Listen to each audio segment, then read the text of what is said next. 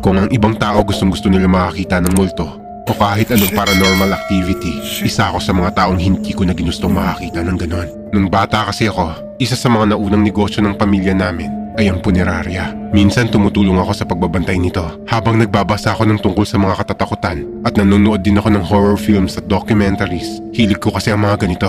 Tapos may isang pagkakataon na narinig ko ang staff at ang embalsamador namin na nagkukwentuhan ng katatakutan. Kaya nakinig ako sa kanila.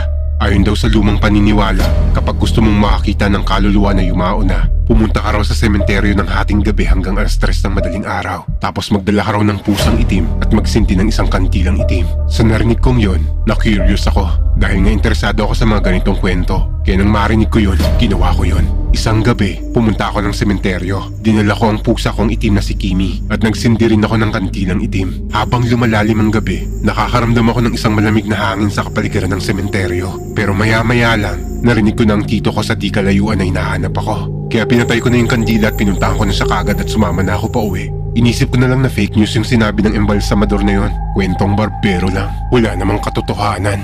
Hanggang sa isang araw, may dumating na 5 bangkay sa punerarya namin. Sabi nila tito, minaaksidente daw na sasakyan at namatay ang 5 sakay nito. Pinagbili niya sa akin na kapag may dumating na kaanak, ipakita ang bangkay para ma-identify nila. Kaya binantayan ko na lang muna ang mga bangkay. Wala pang 1 oras, may babae at lalaki na dumating. Magandang gabi po. Kamag-anak niyo po ba sila? Tumangulang ang mga yon, kaya isa-isa ko nang binuksan yung mga body bag. At pagbukas ko ng 2 body bag na magkatabi, nagulantang ako sa nakita ko. Yung 2 bangkay na nasa body bag at yung 2 kausap ko na nasa likuran ko ay iisa lang.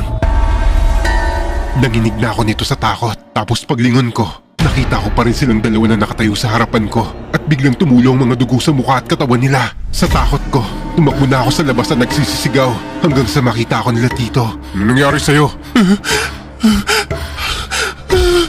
Halos 1 linggo akong nilagnat at hindi makalabas ng bahay. Pinatawag nila tito ang mananawa sa barangay namin at doon nila napag-alaman na persahan daw nabuksan ang aking diwang hiwaga o third eye. Pinayuhan na lamang ako na magdasal lagi at huwag pansinin ang aking mga nakikita dahil hindi daw ito madaling maisara. Hindi gaya ng sa iba. Magsasara lamang daw ito kapag pumanaw ng aking pusa na si Kimi dahil ito daw ang nagmistulang tulay paningin sa mundo ng mga espiritu. Ngunit nagkamali ang mananawas. Kahit wala na si Kimi, nakakakita pa rin ako. Binabaliwala ko na lamang ang mga nagpapakitang mga espiritu. Ako si Onel. Meron akong kwentong naranasan ko sa baryo namin sa Dueñas, Iloilo. Binyag ng anak ng kapitbahay namin ang araw na to. Hindi ko makakalimutan yung gabing to. April 2015, habang nagiinuman kami ng mga kapitbahay at mga pinsan ko dahil katatapos lang ng binyag ng anak ng kapitbahay namin sa oras ng 1:00 ng madaling araw.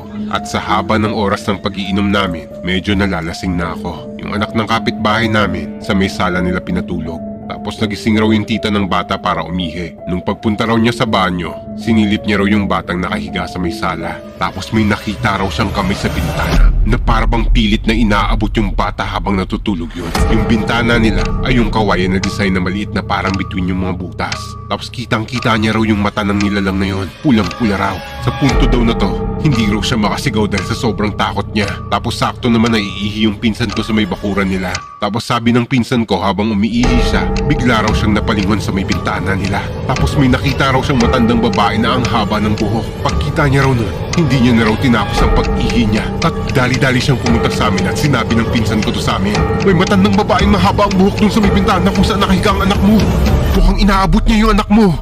Pagkasabi niya nito, agad-agad naming sinilip yun. Pagsilip namin, kitang-kita talaga ng 2 mata ko yung nilalang na yun. Kulot na mahaba ang buhok. Dahil dito nahimasmasan ako sa pagkalasing ko. Tapos yung isang tito ng bata, agad niyang binunot yung baril niya para barilin sana yung nilalang na yun. Kaso hindi pumutok ang baril niya. Kahit ang pitik ng trigger niya hindi gumana. Tapos yung pinsan ko na nakakita nun, hindi na nakatiis at binato niya yun ng malaking bato. Natamaan sa tagiliran yung nilalang na yun. At biglang tumingin ng masama sa amin yun. Tapos bigla na lang tumalon yun sa napakataas na bakuran ng kapitbahay. Gulat na gulat kami kasi ang taas ng bakod na yun. Walang taong makakatalon sa ganung kataas. Kinaumagahan, nabalita ito sa baryo namin. At ang kwento-kwento, taga-kabilang baryo daw namin yung matandang babae na yon. Bantog daw sa pagiging aswang niya yon.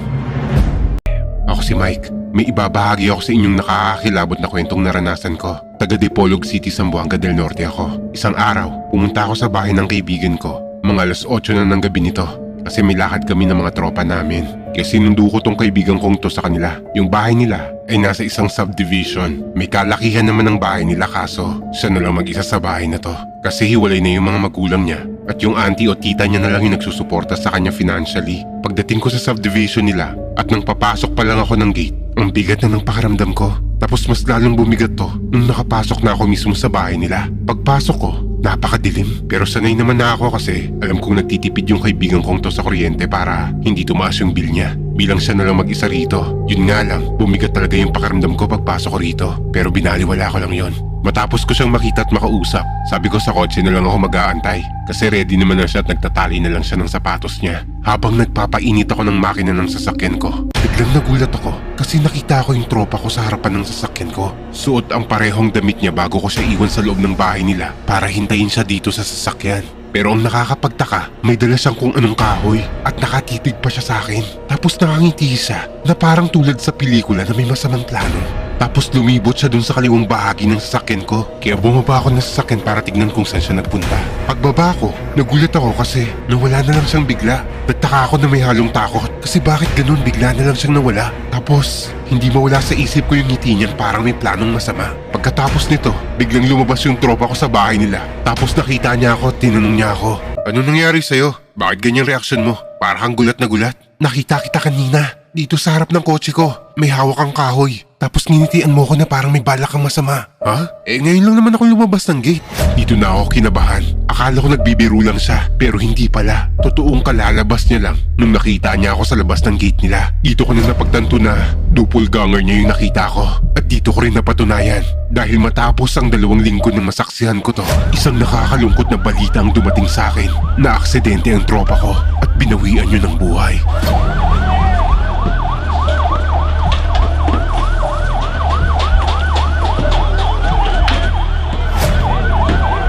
Nga pala si Patricia, sariling nakakatakot na kwento ko to na naranasan ko nung bata pa lang ako. Bago pa lang ang St. Francis Square Mall ng panahon na to. Ito yung mall sa likod ng Mega Mall. Nang panahon na to, may stall ng tiyanggian ng mga magulang ko doon. Halos palagi kaming nandun ng pinsan ko na kasing edad ko lang rin. At dahil mga bata pa kami nito, mahilig talaga kami maglaro kung saan saan. Isang araw, naisipan namin maglaro sa elevator ng mall. Gustong gusto kasi namin pindutin yung mga number doon. Nakailang beses rin mag-akit baba yung elevator ng dahil sa paglalaro namin. Pero biglang may hindi kami inaasahang pangyayari. Biglang may nagpatigil sa paglalaro namin ng elevator na to. Sa mga panahong to, wala pang 6th floor ang mall na to. Hanggang 5th floor lang. Pero sa paglalaro namin ng pinsan ko, laking gulat namin nang makita namin sa loob ng elevator kung saan may kita mo sa monitor kung nasa ang floor ka na. Nagulat kami nang makita namin ang lumabas doon ay ang pang-6 na numero. Takang-taka kami ng pinsan ko dahil ang pagkakaalam lang namin hanggang 5th floor lang ang mall na to. Pagbukas ng pinto ng elevator, nagulat kami ng pinsan ko dahil bakante ang floor na to. Puro poste lang at iisang ilaw lang ang bukas nang siyang nagbibigay ng konting liwanag sa floor na yon. Pero sa bandang dulo nito ay sobrang dilim. Pero dahil sa isang ilaw lang ng floor yon, may naaaninag kaming isang babaeng nakaputi. Nakatayo siya sa may bandang dulo at mahabang buhok niya. At nang makita namin yon, unti-unting lumalapit sa amin yon. At ang paglapit niya ay ang kasabay ng unti-unti rin na lumalamig ang kinatatayuan namin. Pero sobrang takot na namin ito. Kaya dali-dali namin pinindot ang pangsarado ng pindutan ng elevator. Sa awa ng Diyos, nagsara ito nang hindi kami nalalapitan ng nilalang na yon. Pagdating namin sa floor kung saan nandoon ang stall namin, agad kaming tumakbo ng pinsan ko palabas ng elevator at never nang bumalik at naglaro doon. Sinabi namin sa magulang ko na nakaakyat kami sa 6th floor pero hindi sila naniwala dahil hanggang 5th floor lang daw ang mall na yon. Sa takot namin, hindi na rin namin inalam kung paano nangyari yun at kung bakit namin nakita yon. At sa pagkakaalam ko kasi wala naman kaming third eye ng pinsan ko. Sa ngayon, ang pinsan kong kasama kong naranasan yon ay wala na. Namatay na siya 2 years ago dahil sa panganganak. Hindi ko alam kung may pahiwatig yung nakita naming babaeng yon. Pero maniwala man kayo sa hindi, minsan nakikita ko rin siya pero sa panaginip ko na lang na parang naglalaro pa rin kami na parang mga bata sa loob ng elevator na yon.